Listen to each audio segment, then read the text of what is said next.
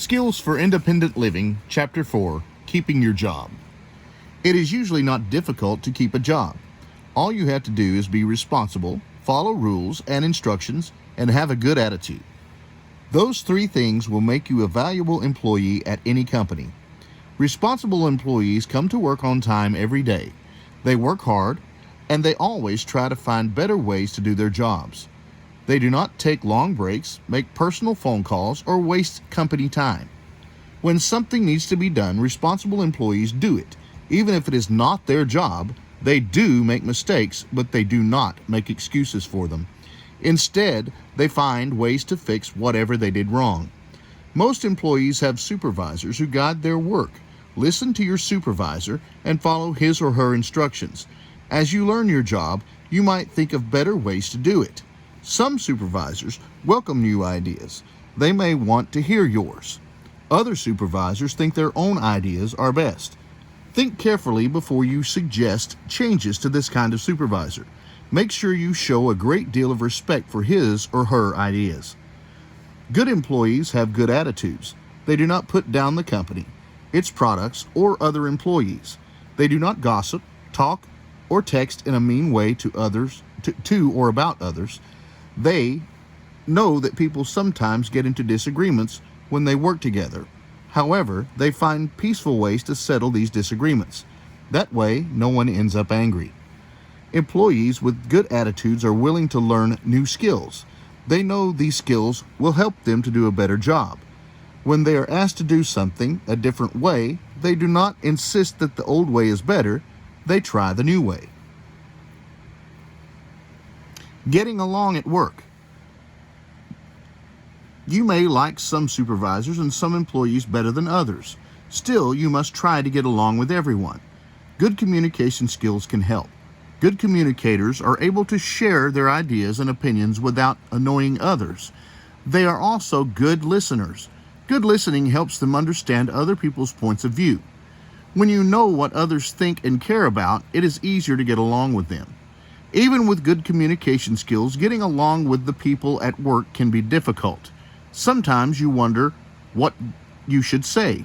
You may even wonder to whom you should say it. Just remember to show respect to everyone. Treat others as you would like to be treated. Solving problems at work. Even if you respect your coworkers and treat them fairly, you will still face some difficult decisions.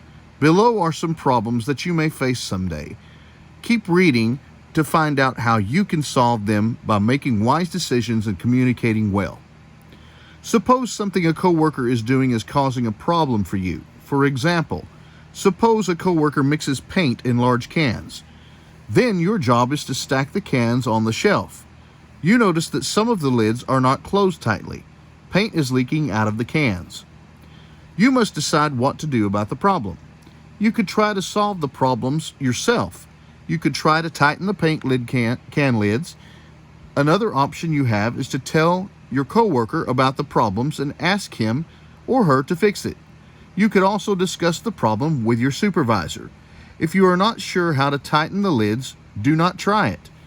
If you are busy, you might not have time to fix the lids. You might also be worried that if you go straight to your supervisor, your coworker may be angry with you. The only other choice is to point the problem out to your coworker. It is important to fix the problem. Be careful not to accuse your coworker of causing the problem on purpose. Instead, you should say, "Did you notice that some of these lids are not tight?" Your coworker should be glad you pointed out the problem. Now he or she can fix it.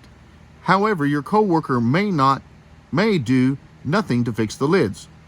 You should discuss the problem with your supervisor. Tell your supervisor that the lids have not been put on correctly. Your supervisor will tell you what to do. Do not mention that your coworker ignored you when you pointed out the problem. Tattling can get you in deep trouble with your coworkers. Another problem you might face at work is gossip, or people who talk about or send mean text messages about others. Suppose one coworker mentions that another coworker is always late for work, or a coworker says that another worker's new haircut looks awful. You should always avoid gossiping and mean text messages.